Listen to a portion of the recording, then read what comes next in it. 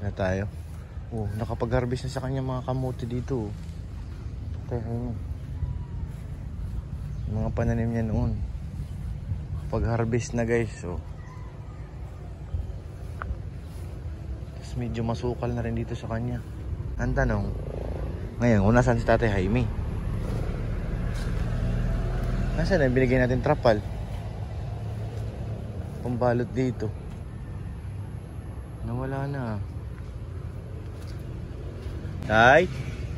Tay? Tay? Wala dito guys. May mga tanim siyang gabi dito. Ay, nilagay yung trapal na binigay natin mga kalingap. Iyabong na ng kanyang mga kamuting kahoy.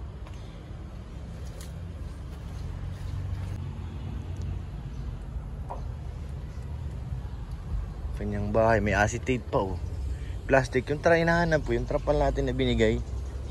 Medyo matagal-tagal tayong hindi nakabalik mga kalingap. Nagkataon ngayon na kinansel ang lakad namin ni Kalingap Rob. Wala kaming vlog kaya eto, nandito tayo kay Tatay Jaime para kumustahin siya. Pero tingin ko parang wala ay. Ganda dito, lamig. Ngayon, hanapin ko na lang si Tatay Jaime guys kung nasaan siya.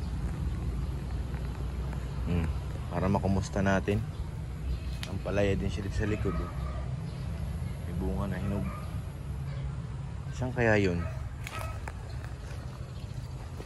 Tatay Jaime! Yuhu!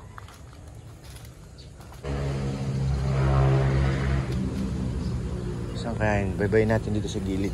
Kasi ito dito, garden niya yun hanggang sa dulo eh. Malinis dun eh. Saan kaya yun? May tubo din oh. Saan kaya nag-garden yun? Pasok tayo dito. Para may mga pananim na rin to eh. Sipag niya Tatay Jaime mga kalingap. Layo ng oh, ang lawak na ito oh. Lahat yan ginagarden niya. Dito. Saan kaya yun? Sundan natin yung mga apak. Yung bakas ng paa. Sa kabila. Wala din. Basta may mga garden dito. Siya daw po yan. Mga kalingap yung gumagawa. Kaya yan. Sa kanya rin din daw yan. Mga luti na wala pa nagkatayo ng bahay. Ginagardinan niya. Tatay Jaime, where are you? Negative dyan sa dulo pa. Ito may mga bahay na dito sa kabila. Nandito pa sa dulo eh. Tingnan natin. Uy, yung saging tibain na dun oh. Masipag. Sabi niya sa akin, pag wala daw dun sa kubo, try lang daw dito sa baybayin lang sa dulo.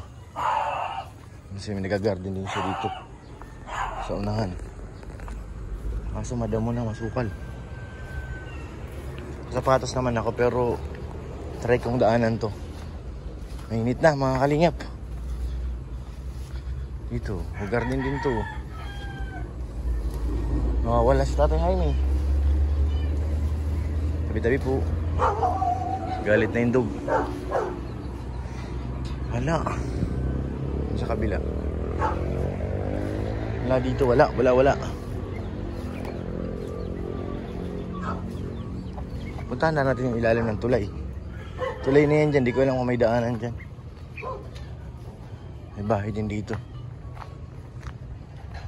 Wala itong mga garden to dito. May kiranta. Ayun. May tao nga sila ng tulay. Puntahan natin guys. Talang dito na rin tayo eh. Ito may daanan dito, ibig sabihin may taong pumapasok dito. Iwan muna natin yung bahay dun. Baka dito sa Tatay Jaime.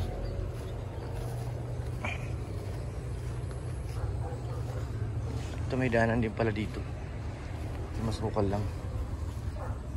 First time ko tayo pupuntahan dito yung ilalim ng tulay. May dog, may aso. May tao. May mga gamit. Ibig sabihin, may tao. Tutwa, huwag ka magagalit ha. May manok din. May bahay nga doon. May mga gamit dito guys. May mga nakatira oh. Doon may bagong mansion. Sa dito bahay yan. Nasa kaya mga tao dito? Mainit na. Ito may mga damit ng mga bata. Baka yung kasama natin dating bata dyan yung nakatira. First time ko makaano dito sa ilog na to. Sa ilalim ng tulay. Yan po yung tulay oh. Hindi hagdanan nila baba. May tali lang. Sabihin may mga nakatira dito. May ginagawa doon. Hindi ko lang alam kung ano yan. Kung sa construction. Kasi may construction dyan eh. Yan sila natuloy. Walang tao. Saka sa Tatay Jaime guys. At wala dito. May miming pa oh. May pusa pa oh. Gagalit yung dog sa atin. Anybody here? Walang tao? Wala nga.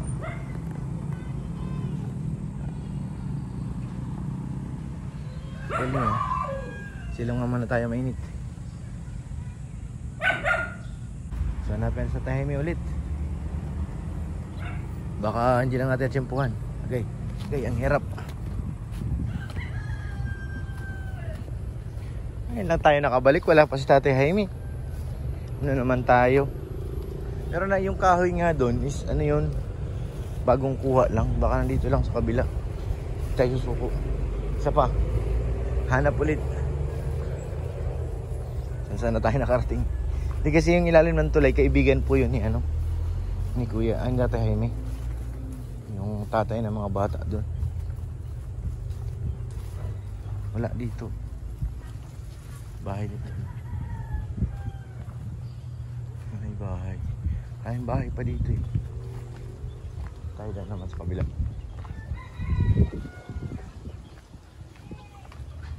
Ikot tayo, ikot. So ayun mga kalingap, bigo tayo na mahanap si Tatay Jaime. Kaya pwede magawa natin dito, manguha ng abukado. So baka na magalit yun. Dahil yung abukado niya ay baka hindi pa pinapapitasan eh. Pero masarap talaga to, promise. Ano magalit sa atin pag namitas ako? Lalaki oh. Ang lalaki ng abukado.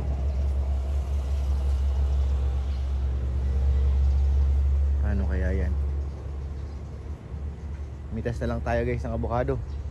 Siguro nga mga kalingap, kaya wala dyan si tatay kasi wala yung trapal. Baka yung sabi niya kasi sa akin, pag tinatanggal niya raw yung trapal, naalis siya kasi nga ninanakaw yung trapal niya, pati mga gamit niya. Baka ngayong umaga lang tumalis. Anong oras pa lang? Last G's. Kasi yung kahoy na yun mga bago eh. Pampitas pa siya ng abukado. Ito yung sinasabi kong kahoy na bago. Yan o. Kukuha niya lang yan eh. Silipin natin yung bahay niya. Baka may pampasabog dito.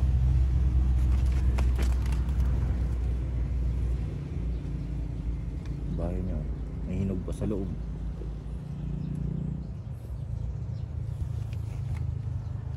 Nagluto. Nasaan kaya si Tatay Jaime? Ay ano baga? Upo muna ako. Dito siya naupo. Naupuan natin. Dami nga lang lamok guys. Dami ko nang kinagatan. Malamok dito eh. Sa lugar niya. Tatay Jaime! Tatay Jaime! Lo, may lumagatok.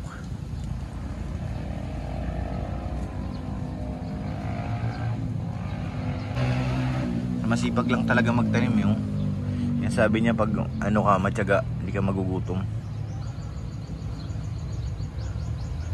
Kangus niya, malalaki na. Bigo tayo ngayon guys. Bigo tayo kay Tate Jaime. Pero tingin ko dito pa rin siya nakatira. Hindi niya pa ito iniwan kasi nga may mga gamit sa loob. Meron siya mga pananim. Yan. May tubig siya sa loob. May mga plastic pa dito. Sabihin, dito pa siya.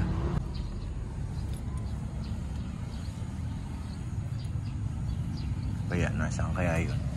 Daming lamok guys. Bakbakan ako ng lamok. Ito yung pampitas niya ng avocado. Kaso maiksi. Maiksi. Nagalaglagan kasi kuha kaya ako. Kahit ilang peraso lang basta magulang na. Papahinugin ko. Kaya maingay guys. Magnanakaw tayo. Ay hindi, magkapaalam ako sa kubo ni Tate Jaime at saka sa puno. Dahil niya ng avocado. 3 peraso lang. 3 lang. Kailangan yung magulang na. Ako bilang yata ito ni Tate Jaime guys eh. Pag bilang niya to patay tayo nito. Pagbilang niya ang bunga. Mamaya pagdating niya ay patay. Bababa lang oh. Only 3. Tingin na 3 lang. Bahala na magalit ang may-ari. Nasa 3 peraso lang. Next ito.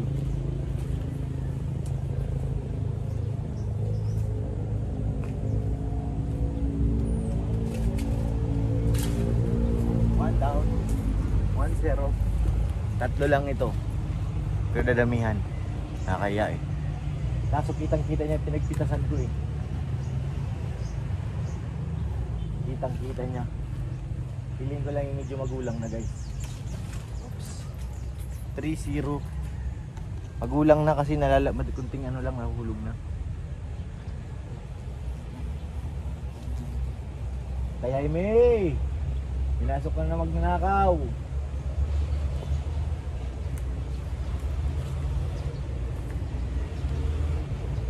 Dami guys. Nahihilo ako sa stress.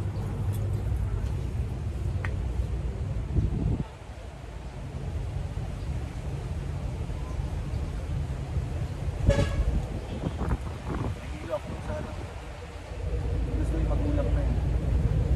Yung pwede ng yung maaari ng mahinog ng ilang days.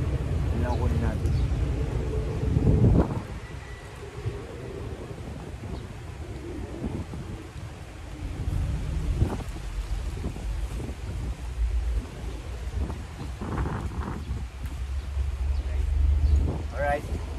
Yan, 3 lang po.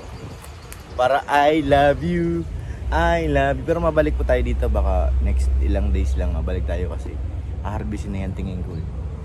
Baka ibebenta ni Tate Jaime. Baka ibebenta niya tong mga avocado kasi pwede pa. Kitaan din to eh. Okay, sorry. May magnanakaw. Pinasok yung kuta ni Tate Jaime guys. Ang bayad nito pag na lang pagbalik ko. Hindi ko naman pwedeng iwanan yung bayad ko dito ngayon kasi mamaya pasukin pa ng iba magnanakaw yan. Kaya ay grabe. Gustong ito ng aking anak. Avocado. Pero babalik talaga tayo dito guys para mag update kita Tate Jaime kasi wala siya ngayon. So yun, salamat po sa inyong lahat mga kalingap. Kitang kita po yung aking ninakaw. Thank you po kay Ate Connie. Salamat po kay Ate Jenny. Pero kay Ate Ani Haramilla, maraming salamat. Kay Ate Maylin, thank you po. Sa lahat ng mga manunood, maraming salamat po sa inyong lahat.